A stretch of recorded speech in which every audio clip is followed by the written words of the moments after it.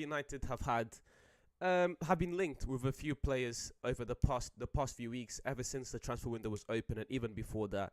Being one of the biggest football clubs in the world, you will always be linked to a lot of football players. There's always these memes going around about Manchester United being linked to everyone, and that just comes with the territory. When you're one of the biggest clubs in the world, when you're the biggest club in England, when you have one of the biggest fan bases in the world of any sport, of any sports institution or club, you will always be linked to a lot of players. And today, I want to take a look into some of these players that United are linked with.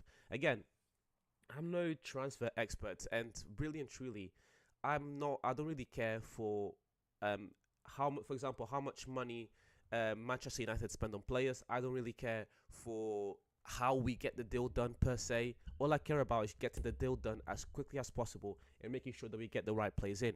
For example, for the longest time, Manchester United have had a problem of getting deals done on time, and that's been due to incompetence from our transfer team, and that's not been good enough. Another problem we've had is not getting in the right players. You've had Mourinho, you've had Van Gaal, you've had Oli, all these guys that left United afterwards coming and talking about how at United they'll give players that they want in the club, and then they would not get those players. You have the example of Ole Gunnar Solskjaer talking about how he wanted to sign Haaland and he never got Haaland. He wanted to sign Haaland before he even made his move to Salzburg.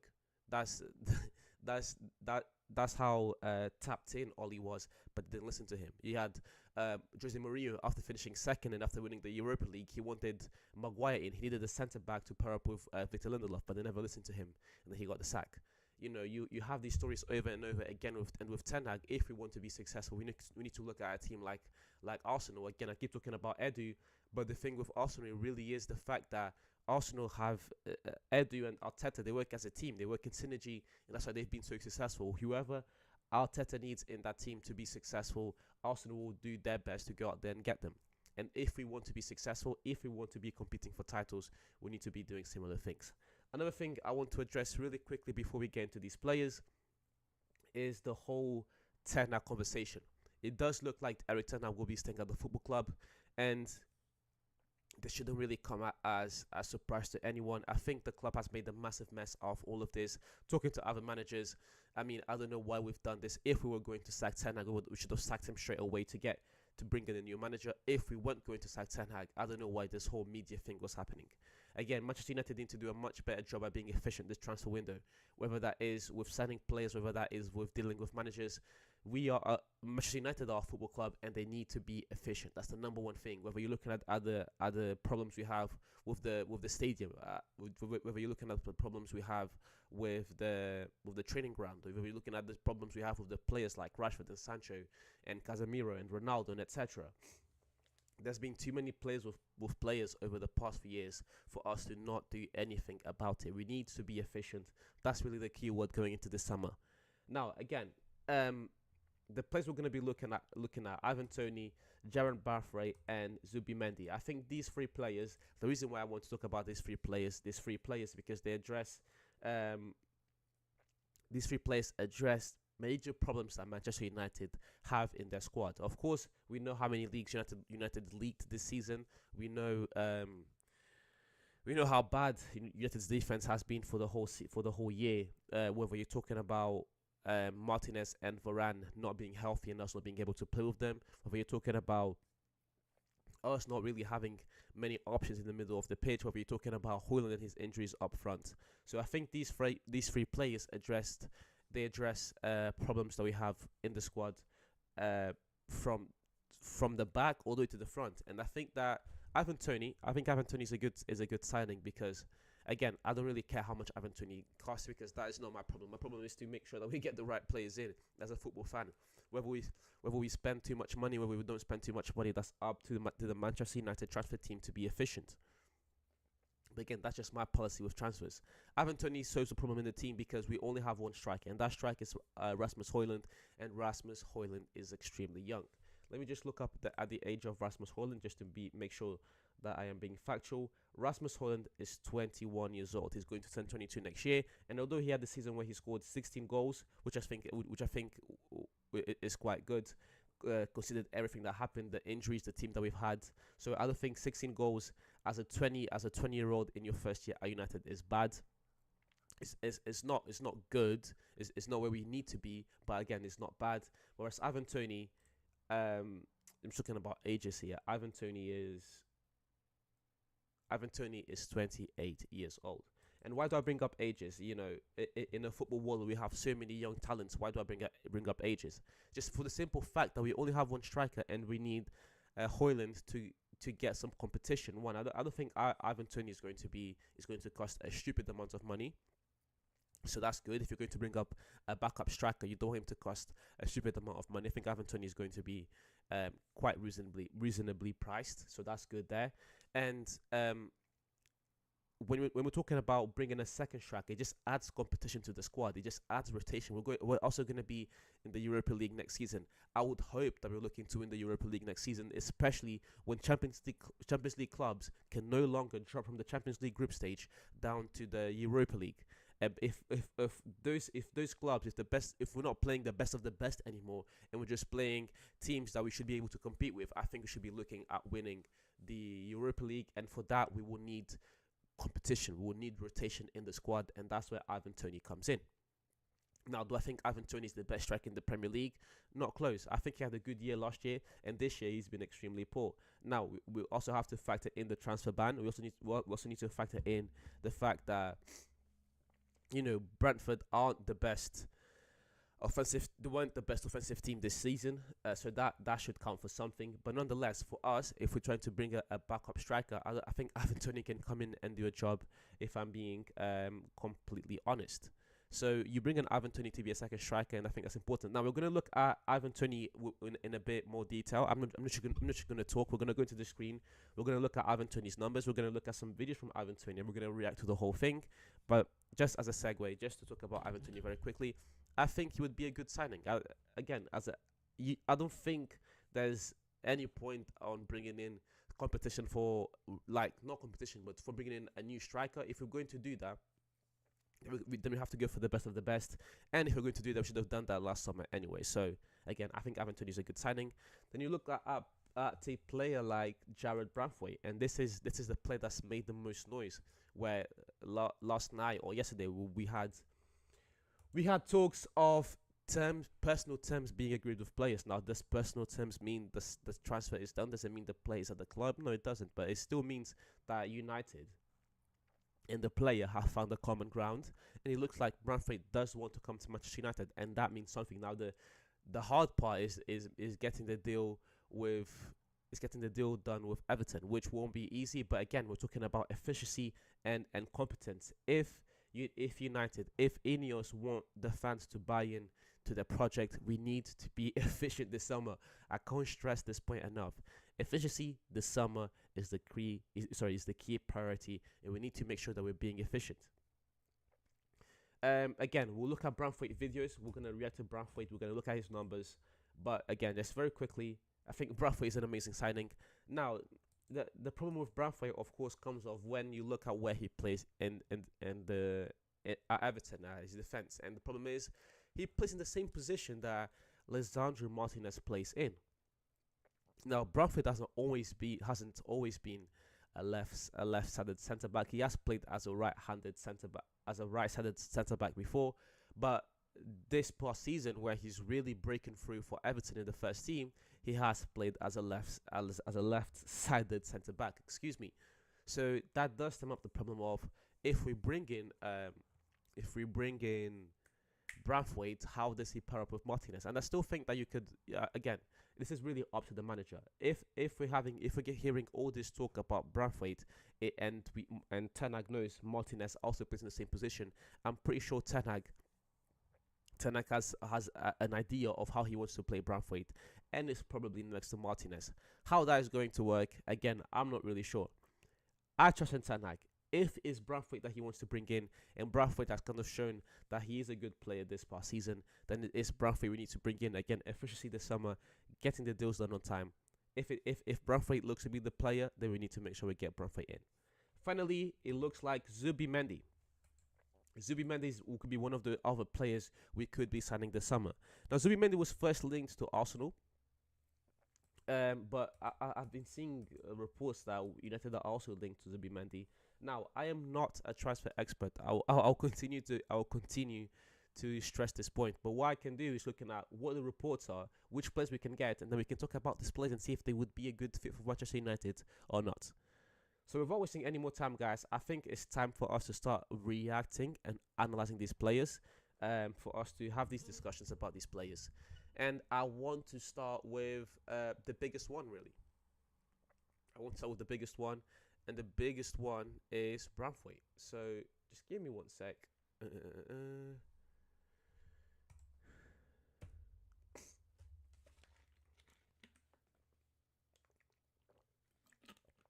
Excuse me. Yeah, the biggest one looks to be Braithwaite. So if we come down to football reference, here's what we see. Braithwaite, 21-year-old striker, is going to turn 22 in a few days. Actually, did not make the England squad. What that says about Southgate, we'll find out by the end of the tournament whether he is successful and justified in his actions, or if once again he's going to be and what's the other word? He's going to be scrutinized for his decisions. But again, focus here is on Braithwaite. And, when you really begin to analyze Braithwaite and his defensive stats, he was one of the best defenders in the league this past year. He was one of the best defenders in the league this past year. And again, we're going to look at the numbers first, and then we're going to go down to the other screen and analyze the games, because I've got some footage of Braithwaite, just some of his highlights. I don't know what else to say, but yeah, what I really want to focus on is on Braithwaite's defensive stats, because there's no point on us looking at his offensive stats, because we won't be getting Braithwaite to be creating chances for us. What we want Braithwaite to do is to protect Onana. What we want Braithwaite to do is to pair up with Lisandro Martinez and create a partnership that can help United to once again have one of the best defensive records in the league. This year defensively was horrible. I think we had the worst defensive record in Manchester United Premier League history, which is extremely poor. With and ended up the season with negative goal difference, which is something that should never be happening to a team like Manchester United. But here we are. So we need to solve this problem, and you start by getting in this guy. Braithwaite has averaged 1.91 tackles per 90, which ranks him in the 90 percentile, 80 percentile of players in the Premier League. I think this is compared to the Premier League, or is it the Europe's top 5 leagues? Okay, I think this is comparing him to the Europe's top 5 leagues, actually. So that ranks him in the 80 percentile of players in the Premier League. 1.91 tackles is not bad. It's actually very good. And what I want mainly from Braithwaite is his ability to pair up with Martinez in a way that Varane was able to pair up with Martinez. Because if you look at Varane and Martinez, they created such a good partnership because they complement each other perfectly. If we're looking at the best centre-back pairings of the last few years, whether it is Piqué and Puyol, whether it is Vidic and Ferdinand, whether it is Terry and Cahill, whether it is Pepe and Sergio Ramos and Varane, whoever, Maldini and Nesta going a few years back, Cannavaro in that Italy squad, whoever it is, it's always about the partnership and how these players pair up with each other. And Varane and Martinez complemented each other so well, because Martinez was more of the aggressor. As we know, Martinez, Leacher, the pit bull, is an extremely aggressive centre-back. He likes to go for plays. I still remember that game we had in the preseason against City, and Martinez almost broke, he tackled Haaland so hard that it made news. They were like, oh, it's only a preseason game. Why is he going so hard on Haaland? And to me, it's just, no, that's the way he plays. And Martinez is one of those players, one of those professionals that will give you 100% in every single game, no matter what. He's an extremely aggressive player, whereas Varane was more of a passive player. So what I want to really look at these stats is how Braithwaite, how his stats fare up with Lisandro Martinez. 1.91 tackles per 90, 80 percentile is not bad. Dribbles tackled 1.3, sorry, 1.3 tackles, sorry, 1.3 dribbles tackled per 90, which ranks him in the 93 percentile. Again, very good. Dribbles challenged. Branthwaite is challenging 1.79 dribbles per 90, which ranks him in the 87 percentile. He is completing 72% of his dribbles, which ranks him in the 85 percentile. He's completing 1.47 blocks per 90, 73 percentile.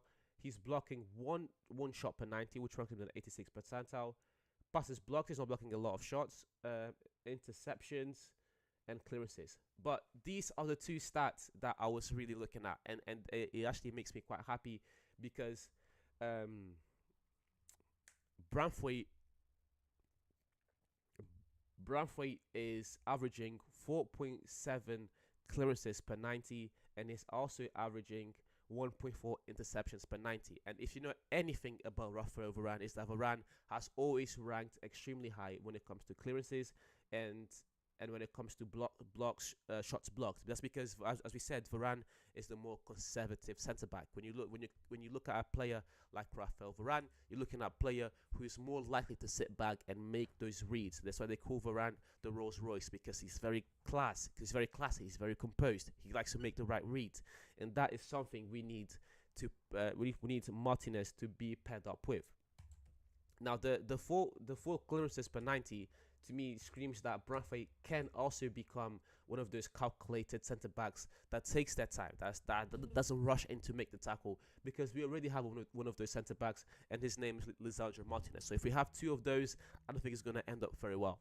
So the fact that Branthwaite is one of the more calm, collected centre back is going to help the team a lot more. Next thing we'll do now is actually analyze Branthwaite's game. And this is because looking at numbers and all of that is all fun and games, but if you don't actually look at the players playing the eye test, it doesn't really mean much. I think the combination of both looking at the numbers and what they tell us and how they play is going to be very important. Now, from these numbers, we can tell that Branthwaite is not scared to get a tackle in, and that he's very, very good at clearing the ball, which again, very important because Lisandro Martinez is an extremely aggressive centre back. He's not scared. Martinez is probably one of the most aggressive, if not the most aggressive centre back in the Premier League, and I mean aggressive in the best way possible. You need those type of players in your team, and if Branthwaite can be the opposite to that, if he can be calm, collected, and make the right reads, it's only going to help the team. So without wasting any more time, guys, let's get straight into this Branthwaite reaction.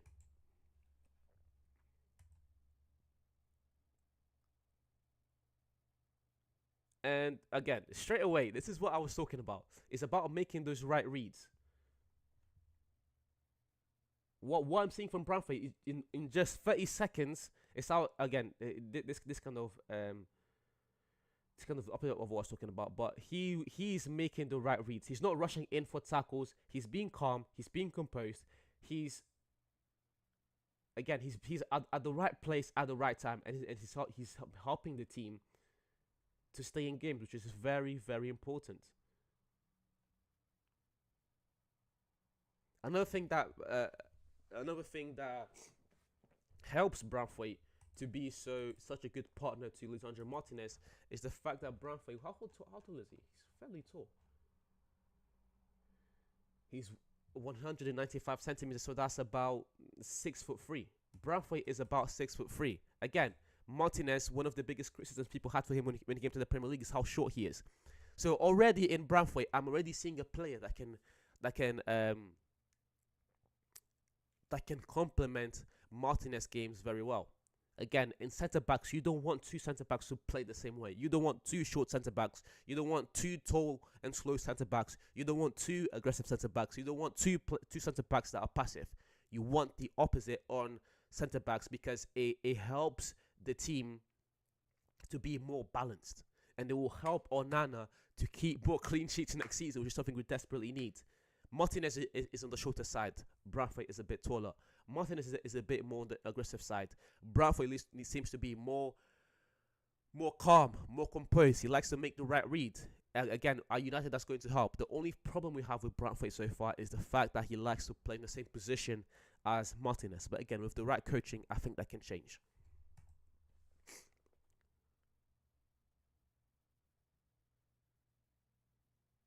Even the score here against Liverpool, again, I don't really care how many goals Brentford got this season. That's not really my problem. What I care about is this: making the right defensive reads, being at the right place at the right time, not rushing in for tackles. Again, staying on his man. Look, I'm sorry I have to keep posting this video, but this guy really is good. This guy really is good. I'm beginning to get excited for this. The ball comes in over the top. And if you've ever played football, this is centre back 101. Stay on your man. Be aggressive. Be physical. He's not rushing in for the header. He's staying on his man. And when the ball comes, this guy's 6'3", almost 6'4". He's not going to let him get past. He's telling him, you're not getting past. And we need this in our team. This is the type of player we need in our team. Ball comes in. Grabby. You're not getting past me. I'm here. There's nowhere you're going. Straight away, header, wins the ball. Perfect. Same thing here. Calm, collected, makes the right read. But when he needs to rush in for the tackle, he goes in again. This is what we were talking about before, about Brentford averaging. What was it? Brentford averaging. Oh my days, these football reference thing. Where is it? My bad, guys. The 1.9 tackles per 90 is like he's not scared. He's averaging almost 2 tackles per 90. But the most important stat for me is this one: the 4 clearances per 90. Because again, just to emphasize my points, just so you guys don't think that I'm just talking for no reason, let's look at Lisandro Martinez for a second. Let's look at what Lisandro Martinez is averaging when it comes to tackles and everything else.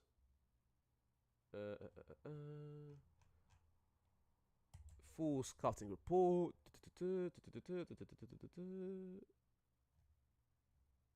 Again, another thing is Martinez is an amazing carrier of the ball. Actually, we'll look at Martinez after this. Let's just continue to look at what Brentford is doing.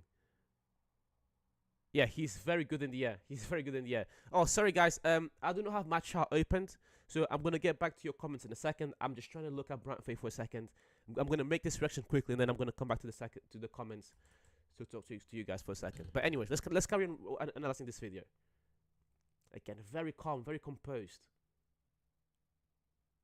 Also, something United have lacked for a long time is being competent when it comes to set pieces. And in this video, in 2 minutes, we've seen Brentford score 3 goals. We've seen again in the air this guy. Oh my days! That's those 4 clearances per 90. Crosses come in, right place, right time. You put any cross in the box with this guy, the ball is not going through. And again, look the forward is right here. Look at where Brentford is. Nice and tight to him. Doesn't let go. But ball comes in. Nope, not past me. And another thing about Brentford is how young he is. He's going to turn 22 this summer. Extremely young. But he already has Premier League experience. And this is, again, the Premier League tax comes in. But this is where the Premier League tax comes in. You're going to bring in some random player from some random league, from some random club. Again, sometimes it does work. But for the most part, these players come in the Premier League is a completely different ball game, especially when it comes to centre-backs. And so far, Brentford has shown, at least this season for Everton, he can be one of the better centre-backs in the league. So why not get him? Why not get Brentford in the team? Good finish there. But again, I don't really care for these goals. I don't care how many goals Brentford is scoring. It's nice, I guess, but this is what I need. Again, they get beat here. The length, the size on him to get back and make the perfect tackle. Great job from Brentford here. This is what we need more of. Sorry for the ad, lads. It happens. I might need to go and get YouTube Premium at this point.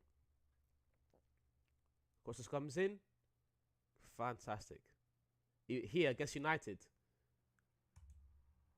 perfect read, calm, composed, does not rush in.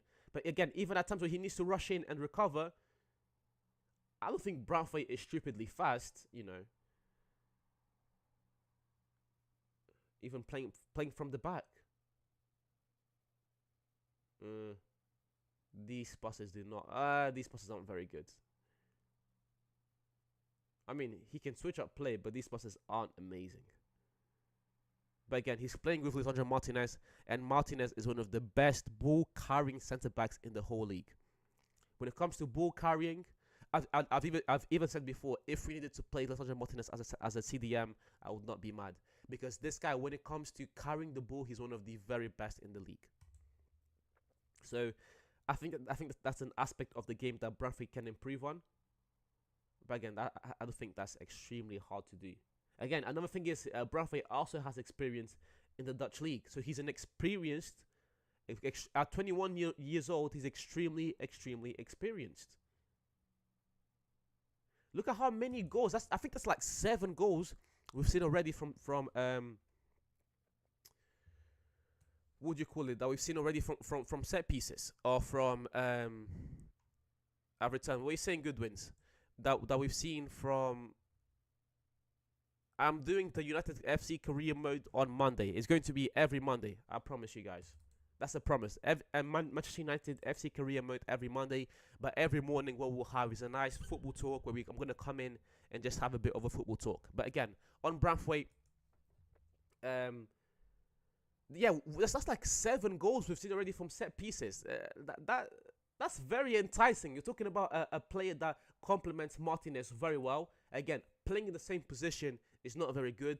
But if you take that aside, you can factor in the fact that this guy is averaging 4 clearances per game. He's averaging almost 2 tackles per 90. He's extremely tall, very good in the air. I mean, what better partner could we find for Martinez that's playing in the Premier League, that wants to come to United and has terms agreed? To me, it's really a no-brainer at this point. Good header there. Again, I don't want to. We're not going to react to the whole video, just because we have other things to talk about. But so far, as far as Branthwaite goes, I'm extremely happy with what I'm seeing. Good tackle there again. He's not scared to put his foot in. Even him not being as pacey, he still positions himself well enough to win the ball back. Good tackle. Good tackle. I'm a fan. I'm a fan. Yo, I'll be honest with you guys. I'm a fan. We looked at the stats in the stream so far. We looked at his gameplay. Hey, I'm a fan. I like what I'm seeing. That's like the 10th, 8th goal we've seen from a set piece. What are we doing here? Sign this guy. A great touch from Bernard, because that pass wasn't very good. That's the one aspect from his game that I'm not really impressed with. His passing is not that good. If you've played again, this one is quite a good pass. I'm not saying he's not capable of doing a good pass, but I just don't like the way he's placing the ball. If, for example, if you know a good passer, let's say for example Xabi Alonso. Let's say for example Pirlo. The way they put the ball, the way they put their foot underneath the ball is just different. It's classy. Again, comparing Branthwaite to some of the best passers of all time is not fair, but it's just to say there's a technique, there's an expertise to how you pass the ball. And with Branthwaite, I'm not really seeing that technique here. He's capable of making good passes. I'm just saying, like, over a long period of time, I'm not really convinced.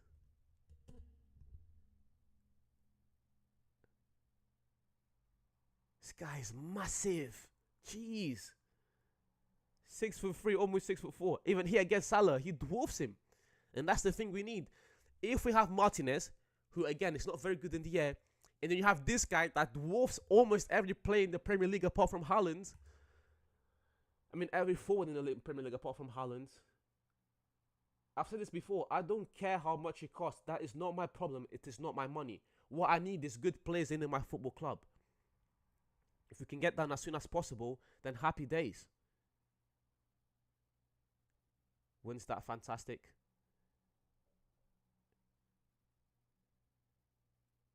the strength on the man does not let go. It's like a pit bull when he gets on the bone, he doesn't let go. Even here, where he makes a poor read, the recovery, the IQ to then make this tackle, wins it back here again. Just a great job for me, honestly. Great job for me. Ooh, again, I appreciate everyone watching, guys. We'll try to make more and more of these. I appreciate everyone that's watching. If you want more football content, if you want more morning live streams, if you want FC career mode, football reactions, football shorts, all of that good stuff, be sure to subscribe, guys. I appreciate everyone watching.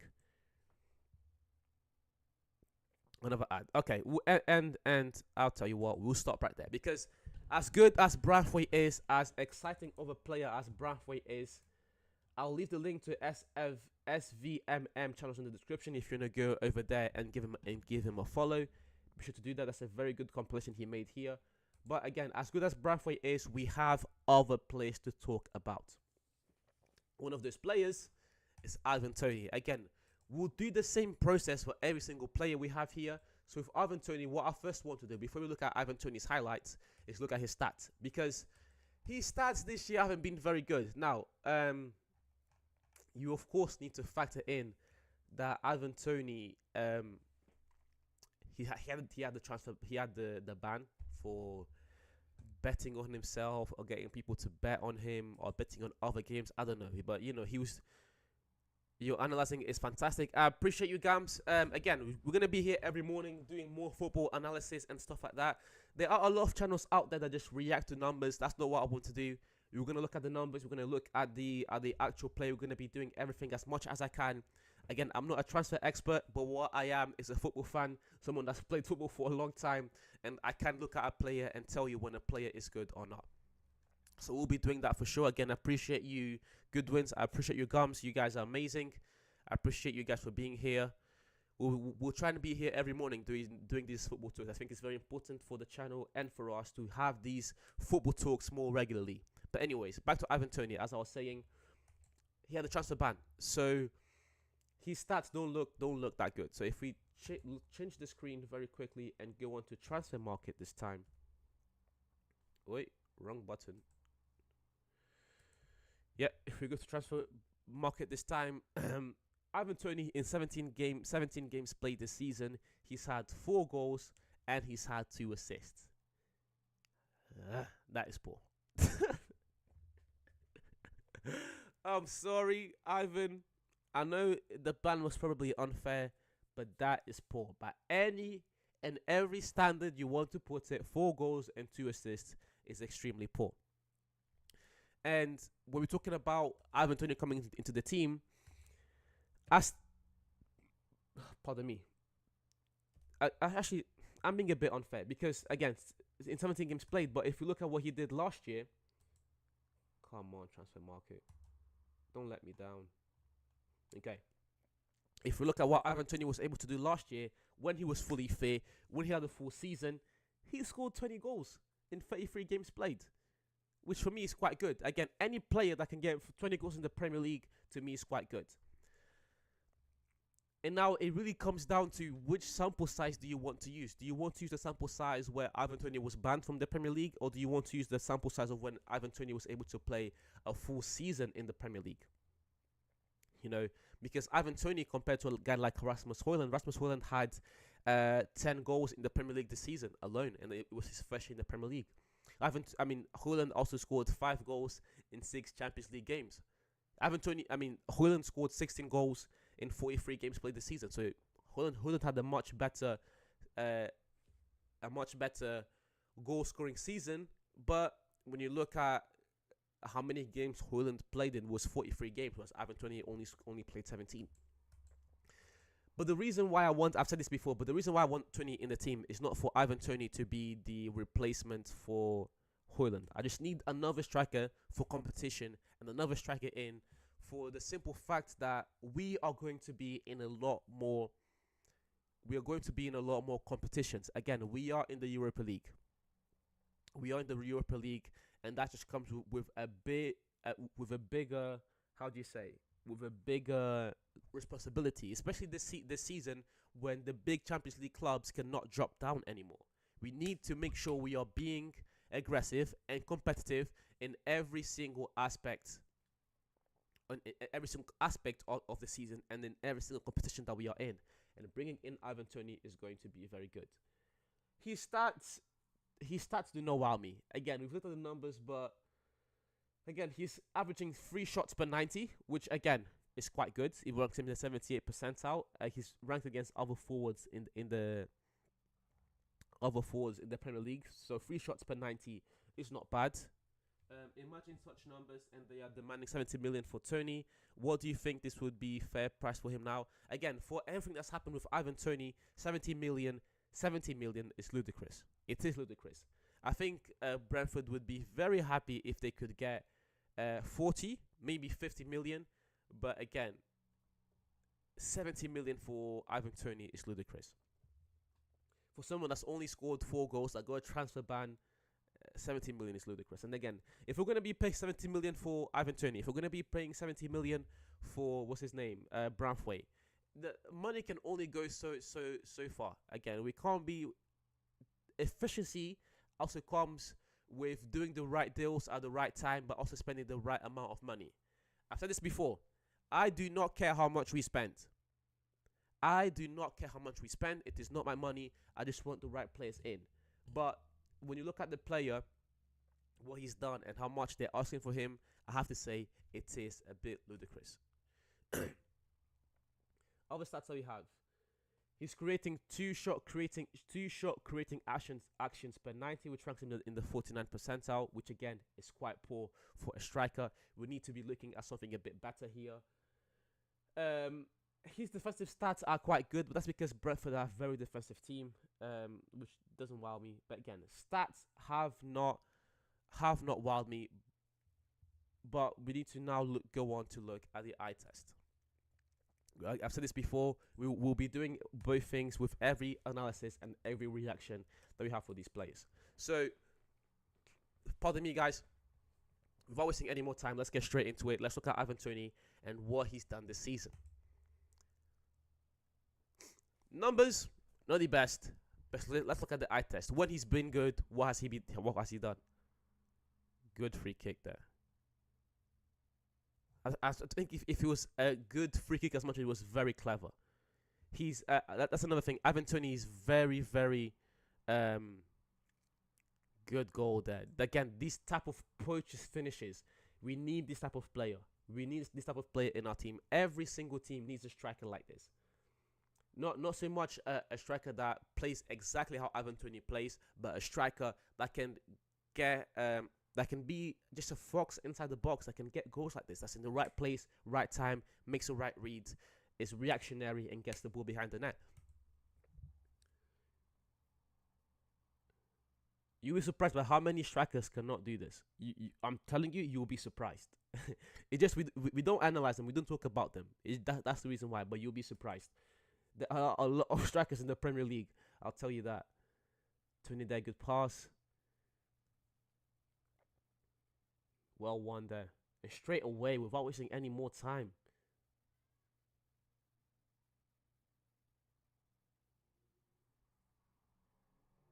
Wins the ball well there. Well played.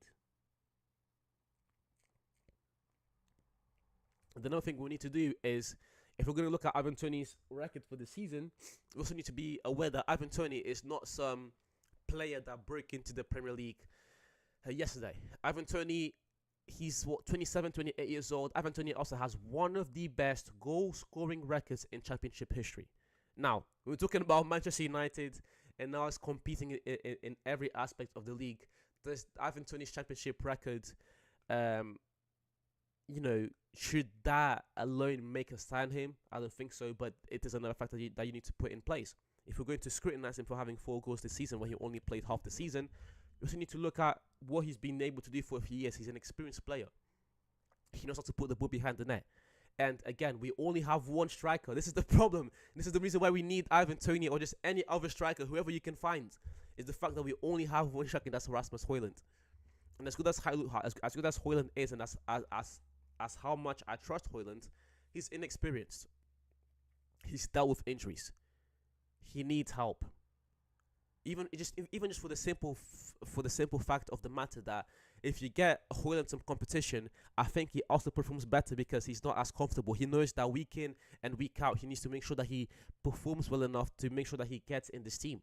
So, in every way you think about it, it's just a good signing. Even if Ivan Toney doesn't come in and score 20 goals this season for us, which it could happen, it could not happen. Even if that doesn't happen, but just from a logic standpoint, I think that's a good decision to be made.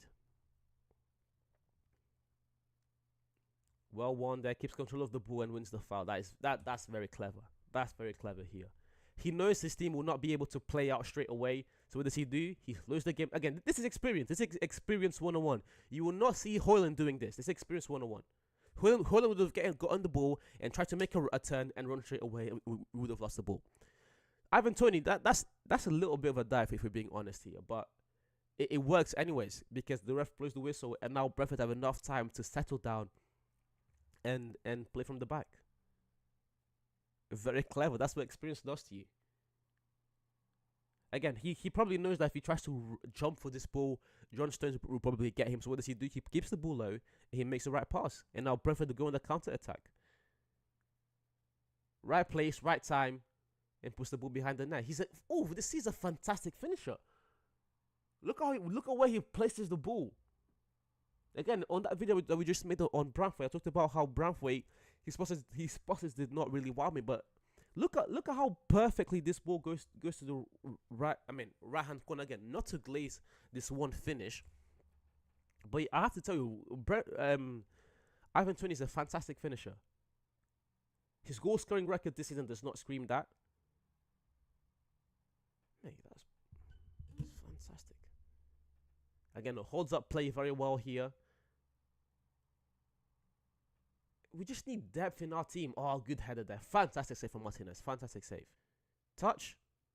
Well won there. That's got to be a pen. Again, that's what experience. He's very good at winning fouls. He's very good. And he's a good penalty taker as well. When you combine those two, you're just looking at a player that can consistently every season get 4 or 5 goals off penalties. Oh, if that went in. Good in the air. Good save there, but he's good in the air. It's just this year's not been his year. I think what would have been more fair it would be for us to look at Ivan Toney's highlights from last year. But even from this year, they're not. Oh my God, I'm telling you, when you actually look at what the player has done, again, this is the importance of looking at the eye test. If you just look at the stats, it only tells one story. But while I'm looking here, this is not a bad striker by any stretch of the imagination. This is a striker that his goal scoring record, I think, it just translates the problem he's had to deal with outside the pitch. But again, you introduce him to the right system. You introduce him to a full pre-season. Mate, it's a good signing. And I'm not saying it has to be Ivan Toney. Again, I'm not losing sleep over Ivan Toney. But it's just the fact of the matter that he's a good player. I mean, he's a very good player. Premier League proven. Experienced. Does a lot of things well in the pitch, whether it is his hold-up play, whether it is how he's able to win fouls, whether it is his finishing, whether it is his penalties. Again, if that went in. Amazing penalty taker.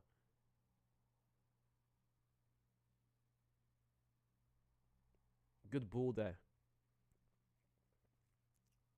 And again, it just goes to show that if we want to be competitive next year, if United are really about this whole, we really want to be competitive, we really want to go back to our old ways. If that's really the truth about Manchester United, then we need to make sure we are giving Ten Hag as many tools to succeed as possible. That we add to the squads just the best of the best, you know.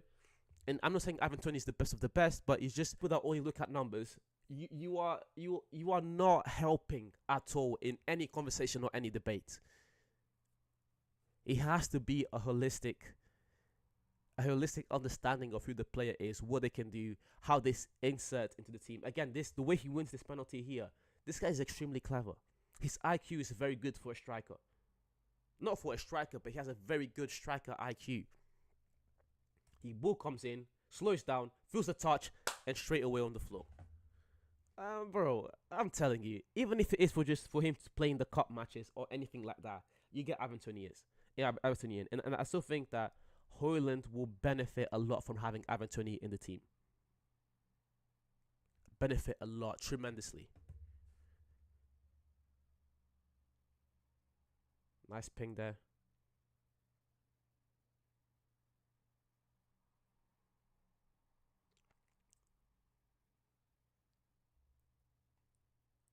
Very, very good at winning fouls. Right place, right time, puts his body in front of the ball, and lets the contact come in. Shoot.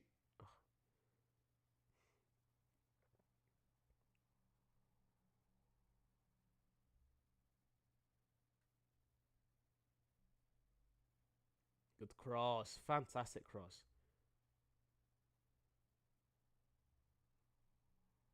Yeah, but let's not drag it, guys. Because we still have one more player to react to. We still have one more player to react to. So far we have addressed three very important positions in this United squad. We have addressed the centre back problem. We have addressed the striker problem. But there's another problem that we have in this team, and is the fact that it looks like Casemiro will not be here for next season. Again, I'm laughing, but I'm not happy about this because I still think Casemiro is one of the better players in our squad. I still think he's one of the better players in the Premier League. He's not had a good season, but that also comes down to Casemiro being played out of position. It also comes down to other players in the team underperforming. So I'm not in any way, shape, or form trying to excuse Casemiro's underperforming this year, but at the same time, I do believe that context must be added and should be added. And when it comes to Casemiro leaving, it leaves a hole in the team. I still think we should re-sign Amrabat. I think that's the cheapest options. It's the cheapest option. But there's another player, Marty Zubimendi. Zubimendi was first linked to Arsenal. Again, I am not a transfer expert. I just read what's out there and I try to make the most out of it. And then we come here on this channel and we analyze those players, whether it is their stats or whether it is the eye test. And Zubimendi looks to be like one of the promising up and coming CDMs in La Liga. Now, how good he is, again, this is the first time of me reacting to Zubimendi. I've never watched Zubimendi play football before. I mean, here and there when we also that played football, but never in detail, never actually fully analyzing how good Zubimendi is. So we'll do that today. But so again, as per usual, look at his stats in Football Reference, and then we're gonna go over to the YouTube and look at some of his highlights. So without wasting any more time, guys, let's do this. So yeah, Zubimendi, he is averaging again only the relevant stats. I don't care how many goals he's scoring. This is not why we're gonna get him in, but this is where we need Zubimendi in. Let's look at how well he is at progressing the ball. Let's look at how good he is defensively. So he's attempting 50 passes per 90, which is not very good for CDM. For central midfielder, 50 passes for 90 is not very good. And which again, it reflects here, it ranks him in the 62 percentile, which could be a lot better. His pass completion is at 86%, which again, not bad, but not a stat to lose your head over, which ranks him in the 69 percentile.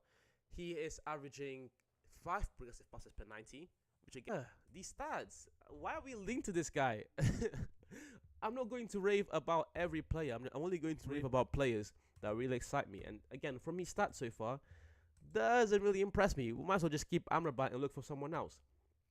But hence the importance of also looking at the player's eye test. Because again, if we are only going to look at a player's stats, we are not being true football fans. We are not really, I think it's not a very good reflection of what the players can actually do. So what we'll go on to do now, just give me a second, please, guys. And to do is to analyze Zubimendi's playing and what he can bring onto this team. Again, Manchester United needs midfielders. We need CDMs, and it was very evident this year by the lack of, by the injuries we had, by the lack of squad depth we had. Zubimendi, if he's good, would be a very great option for us. Oh, my bad. 3, 2, 1. Perfect. So let's get straight into it. Without wasting any more time, guys, let's react to Zubimendi. Am I on the right page? No, I'm not. No, I am. But let's go. Again, just expectation. I'm expecting what I want to see at least is a player that is very technical, which he looks to be. I want to see a player that's good on the tackle. There you go. He's good on the tackle. He is technical. He is Spanish. You know how these players are. You know how these Spanish players are. Spanish, Brazilian players. They are very technical on the ball. Wins the ball well there. Wins the ball there against PSG. Well done. Good pass. Okay. Nice little pass there. Ball deflected. Okay. Good pivot. And another thing is, how old is he, first of all? How old is this guy? Mendy. Just 1 second, guys. Let me just make sure. He is 25. Okay. 25 on the other side. Okay.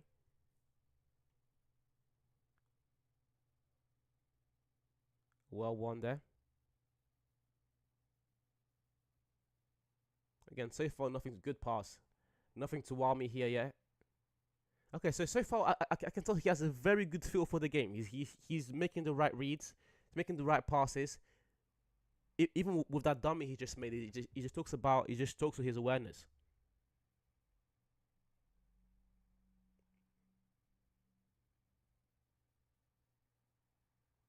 I need to see a bit more from Zubimendi here, but so far, not bad.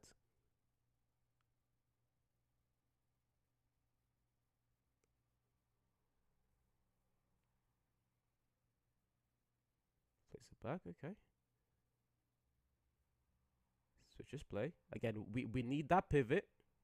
If you can play that position, even better for us. He's 5'11", which is quite good when you think about physicality in the middle of the pitch. But again, being 5'11" and not being good at football doesn't mean anything. You can be 5'5" or like a look. I think, for example, João Neves. Oh, João Neves from Benfica. Great player. He's not very tall, but he's one of the best CDMs in the world already. So your height as a CDM is not a make or break thing for me, really. But again, it's not a negative. It can't be a negative because it just says that you can be physical with the other players on the other team. Especially when you go up against teams like Arsenal, against teams like City, whose midfields are amazing. You need players that can be aggressive and can be physical. Again, here, nice and composed. I don't know about the strength of this. The strength of good pass there. I can't really talk about for the strength of this transfer and how true it is, but so far, again, he seems like an alright player, to be honest. Pardon me.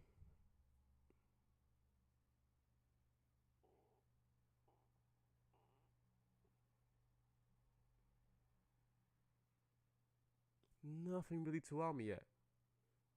Good tackle there.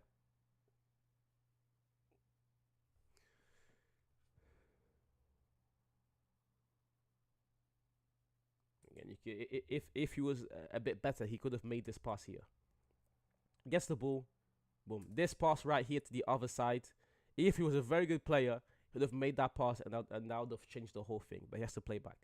If he can make that one quick switch, I guess Inter Milan in the back foot, that would have been a good pass. But anyways, all right shot.